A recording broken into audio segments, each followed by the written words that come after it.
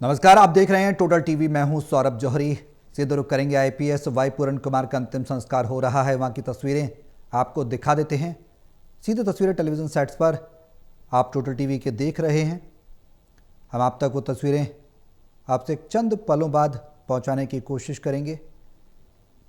पूरन कुमार का शव अंतिम संस्कार के लिए शमशान घाट पहुंचा है। शव को लाया गया है। अंतिम विदाई के लिए लोगों का हुजूम उमड़ा है। वाई पूरन कुमार का आज ही पोस्टमार्टम हुआ और अब उनका अंतिम संस्कार। ये तस्वीरें आप देखिए टेलीविजन सेट्स पर। तकरीबन 8 दिनों तक जो परिवार है वो कहीं ना कहीं इस बात पर मांग कर रहा था कि उचित कार्रवाई हो, उचित कार्रवाई दोषियों के खिलाफ होनी चाहिए, दोषी अधिकारियों के खिलाफ। हालांकि डीजीपी शत्रुजीत कपूर को लंबी छुट्टी पर भेजा गया, लेकिन अब भी जो ऐसे समुदाय के लोग हैं वो लामबंद हैं, वो न्याय की मांग कर रहे हैं। उन्होंने अब अंतिम संस्कार हो रहा है। तस्वीरें आप देख सकते हैं।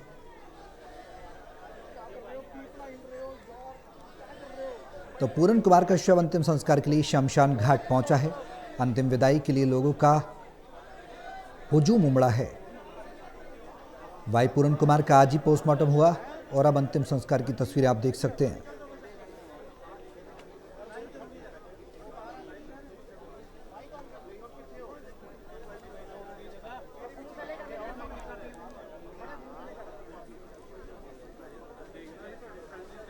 भारी संख्या में लोगों का जनसैलाब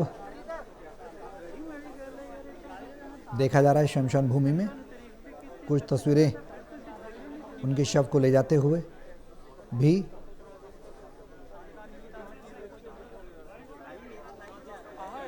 तो आज ही वाई पूरन कुमार का पोस्टमार्टम हुआ और अब अंतिम संस्कार उनका हो रहा है।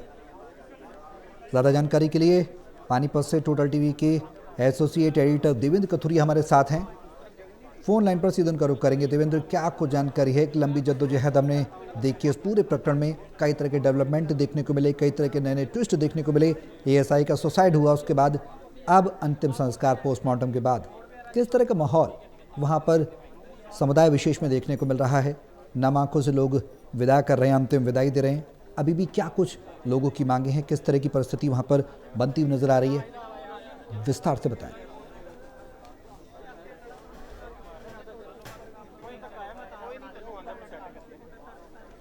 आईजी की पत्नी अमनीत पी कुमार ने लिखित में सहमति दे दी कि पोस्टमार्टम किया जाए, लेकिन उससे पहले उन्होंने आश्वासन लिया चंडीगढ़ पुलिस से और हरियाणा सरकार की तरफ से कि जो जांच उनके स्तर पर होगी बिल्कुल निष्पक्ष जांच होगी, जो भी दोषी होगा जितना भी बड़ा हो उसको सजा देंगे।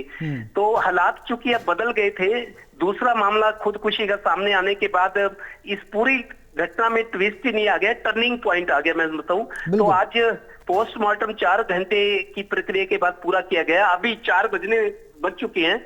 4 बजे संस्कार सेक्टर 25 के शमशानपुरी में किया जा रहा है। काफी भीड़ जुटी हुई है, लेकिन संस्कार के बाद मेरे को लगता है अंत्येष्टि के बाद मामला अब शांत हो जाएगा। अब दूसरी तरह की चीजें होंगी जो लोग सांत्वना देने जाएंगे। पहले स्पोर्ट की बात हो रही थी, साथ खड़े होने की, न्याय की बात कर रहे थे, प्रदर्शन हो रहे थे, लेकिन अब संस्कार होने के बाद बॉडी का मेरे को लगता है अब परिवार शोक में तो रहेगा ही, लोग भी आएंगे, लेकिन अब जांच पर सारी नजरें टिकी हैं। लेकिन ये मामला आईजी वाला तो शांत होता मेरे को लग रहा है अब हो जाएगा, क्योंकि स्थिति बदल गई है। लेकिन रोहतक में जो दूसरी खुदकुशी हुई है वो मामला सुलग रहा है। आज मुख्यमंत्री भी गए थे करीब 11 साढ़े 11 बजे। 2 मंत्री साथ थे, महिपाल ढांडव, कृष्ण पवार।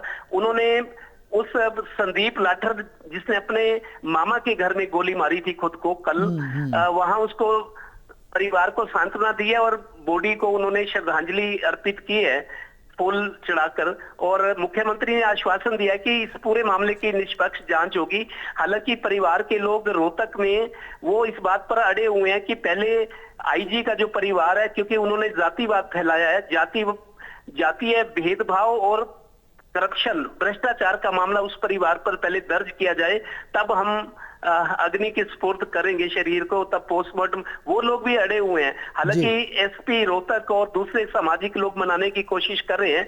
मुख्यमंत्री ने उनको आश्वासन दिया है जब आज श्रद्धांजलि देने गए 2 मंत्रियों के साथ कि निष्पक्ष जांच होगी। अब परिवार अड़ा हुआ है। वो कहते हैं कि पहले आईजी परिवार के खिलाफ जातिवाद फैलाने और भ्रष्टाचार का मामला दर्ज हो, फिर हम संस्कार करेंगे। अभी तक कोई बात बनी नहीं है, मनाया जा रहा है उनको। ठीक है। हालांकि मुख्यमंत्री ने निष्पक्ष जांच का आश्वासन दिया, तो एक तरफ शांति है, लेकिन इधर थोड़ा सा अशांति का माहौल है। तो स्थिति अब भी थोड़ा सा बनी हुई है उस तरह की कि परिवार जब तक संस्कार नहीं करता, तो इस पूरे घटना में आप देखिए 2 खुदकुशी होगी, दोनों रोहतक में, दोनों पुलिस के कर्मचारी भ्रष्टाचार के मुद्दे पर हुई। जिसने एफआईआर दर्ज करवाई आईजी के गनमैन के खिलाफ, वो शराब कारोबारी भी रोहतक का है, और जो गनमैन था वो इस टाइम जेल में है। बड़ी विचित्र सी स्थिति है। बिल्कुल बिल्कुल। अब आगे क्या, इस मामले में आगे क्या कुछ होता नजर आएगा, इस पर सभी की नजरें टिकी हुई हैं। देवेंद्र, बहुत शुक्रिया तमाम जानकारी के लिए।